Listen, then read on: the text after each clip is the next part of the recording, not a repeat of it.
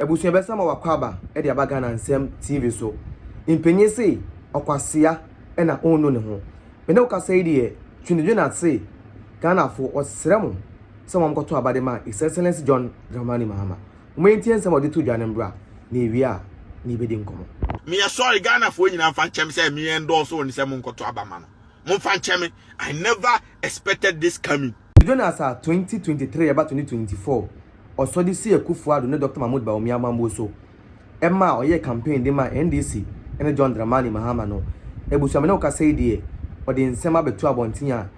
wo hwe video me bo kire wa o kire mu say oye sorry pa so mkoto abade ma John Dramani Mahama na o mananso a osan kan nsem bebre say na woni bisan ka NDC ba nka na be gina so 24/7 na ejuma eye 24-hour economy o mo share bo say etuma biya no everyone ne 3 shifts no kenon so aba na emom no NDC ba ye nyesa na ekọ NDC ba no wo so mo yamanfo bebre adi afi adwuma mu amanfo mapoma mo ewo police soldier eye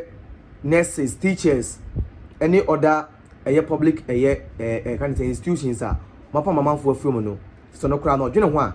na esan ne ho we san say this was not a promise His Excellency John Dramani Mahama make ya bra na oye the campaign no then am so ma Twene Jonas e nsem bia san todwa na o kire mu say e na wure wuyi pa na ibusuya mo enti sabe no so mfambra na yewi a na abaako bi on so aka fa Governmental ho no akotie eno nso e de aba NDC for the na minim samu ya muwasi o minim say ye to aba ma mo na light e gina so 24 hours na nyuma bu 24-hour economy na boys yi gu adwuma mo bi ye adwuma 24 hours not knowing say ma jimi kura che MB before no bam MB before ni nyansa chen mo apu samene ukasa nso de Twene Jonas esan so say Governmental John Dramani Mahama eja na mane mo na mo na amane mu no e kire automatically no we endorse say obetime di penina tem esan say enye bone eno ntimo ko te sabi no so nsama o de twodwa embra obisi fire Governmental ne ho se beans ne ho se kwadu a yakaso Governmental de nyame asese John Mahama ajimi a o de esika ne hwew kwase toruwa ene won kwase ama nka ba mo bo wi ase fucking obi abetre bloche so many years now ti oba basement on so nko pa adwuma nyewe uyonko kwabena ne mitwi powerhouse o mitwi M division high performance car the whole Ghana obi ani bi mi free chika wenya na ma post sa obi am post bi mra obi antimi post bi ko Ghana ni bi antimi to bi what you say high performance luxury car self driving udi John Mahama odwan na chi na ode esika ne to aduane ma odi o tantan kwase ampanyini eno amate se John Mahama ni kwase a wafra asanten ni fa check Governmental ye be mo abepa achew asanten ni odi John Mahama diskan baaje na fa koyere fa bu a wasantefo no na ade enya hweja no ne namo because court kura no John Mahama bua na se judgefo ni nya no de a emenye ne hwe no ma meka se o nipa boni ni ja no fa ne kwase ane namo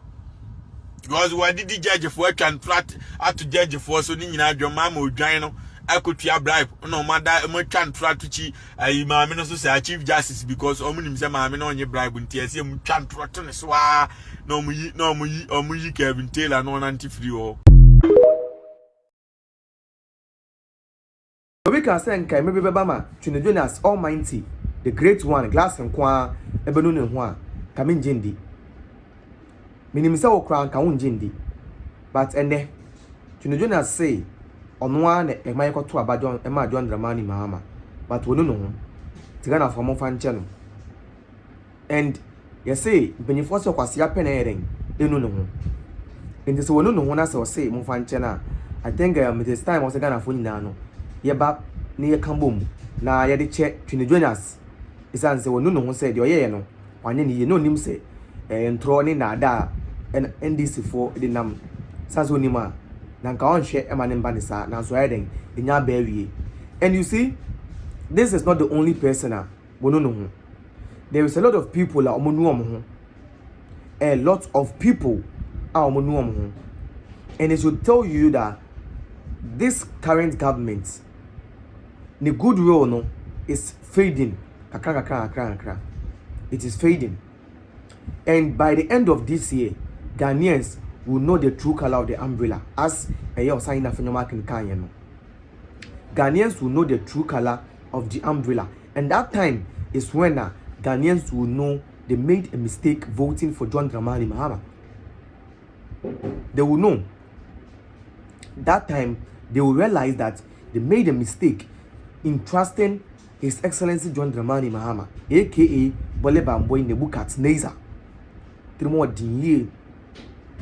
They would know, because at that time they would realize that, okay, we thought you were coming to do something different from what you were criticizing, not knowing that you were even better, worse than the one that you were criticizing, not knowing that your government is going to be one of the most useless governments in the history of Ghana. 7 to 8 months in power, you have not achieved one single thing, and now all the people that campaigned for you are started by an example is Twene Jonas. That should tell you, say, as a Ghanaian watching us, you should know that the NDC lied their way into government, and that is why people are almost support you are now coming out to say sorry, you should forgive them, because they didn't know that what they actually heard from the NDC was lies. You see? So I'm urging all Ghanaians, say, you should be a citizen, not a spectator. You should talk, because this government is useless. Meaning, that's what they promise the blogger.